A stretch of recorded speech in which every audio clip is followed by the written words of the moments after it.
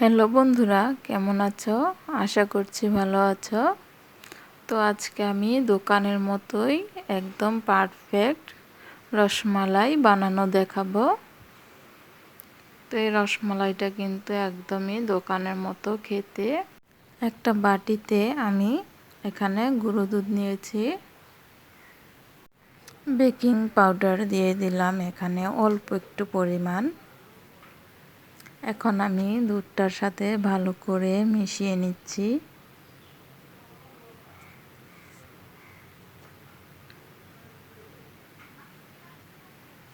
এখানে আমি একটা ডিমকে ফেটিয়ে নিয়েছিলাম। তো এখন আমি অল্প অল্প একটু করে ডিম নিয়ে মিশিয়ে নিচ্ছি। তো অল্প অল্প ডিম দিয়ে মিশাতে হবে, না হলে কিন্তু নরম হয়ে যেতে পারে।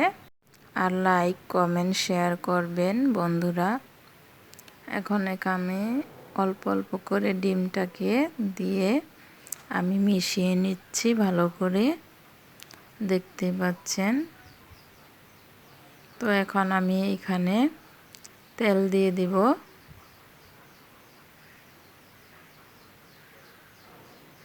অল্প একটু তেল দিয়ে দিয়েছি। আপনারা চাইলে তেলটা গুঁড়ো দুধের সাথে আগেও মিশাতে পারেন, কিন্তু আমি পরে মিশিয়েছি। তো ভালো করে মিশিয়ে এখন আমি রেখে দিচ্ছি, ঢেকে রেখে দিলাম। তো আমি 20 মিনিট পরে কিন্তু বানিয়ে নিচ্ছি গোল গোল করে। তো দেখুন আমি কিন্তু সবগুলো বানিয়ে নিয়েছি। এখন আমি একটা হাঁড়িতে দুধ বসিয়েছি। দুধটাকে আমি জাল করে নিব। এখানে আমি এলাচ আর গরম মশলা দিয়ে দিলাম, দিয়ে দিয়েছি একটা তেজপাতা। এখন আমি এই দুধটাকে ভালো করে নেড়ে চেড়ে জাল করে নিব। ভালো করে জাল হওয়ার পরে কিন্তু আমি এখানে দিয়ে দিব চিনি। তো আমার দুধটা কিন্তু ভালো করে জাল করে নিয়েছি আমি। এখন আমি এখানে দিয়ে দিব চিনি। দিয়ে দিলাম চিনিটা, যে যেরকম মিষ্টি খান কম বেশি দিতে পারেন, তবে রসমালাইটা কিন্তু মিষ্টি ভালো।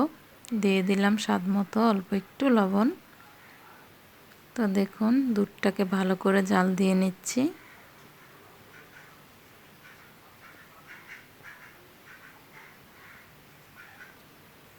দুধটাকে ভালো করে জাল দিয়ে নিচ্ছি আমি। আমার দুধটা কিন্তু ভালো করে জাল দেওয়া হয়ে গিয়েছে, বলক এসেছে। তো এখন আমি দিয়ে দিলাম এখানে সবগুলো দিয়ে দিচ্ছি, যে দুধের গুঁড়োটা দিয়ে আমি গোল বানিয়েছিলাম। এখন আমি একটু নাড়াচাড়া দিয়ে দেব।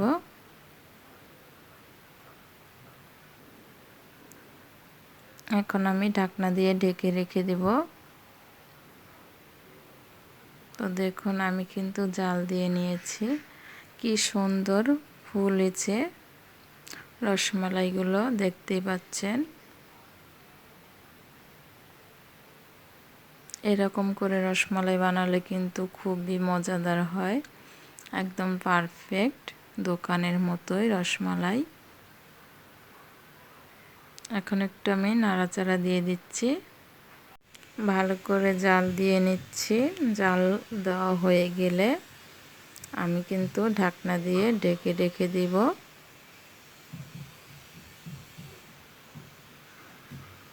আমার কিন্তু রসমালাইটা হয়ে গিয়েছে।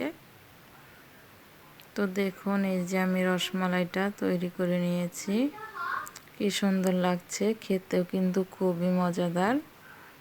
তো ভালো থাকবেন, সুস্থ থাকবেন, আল্লাহ হাফেজ।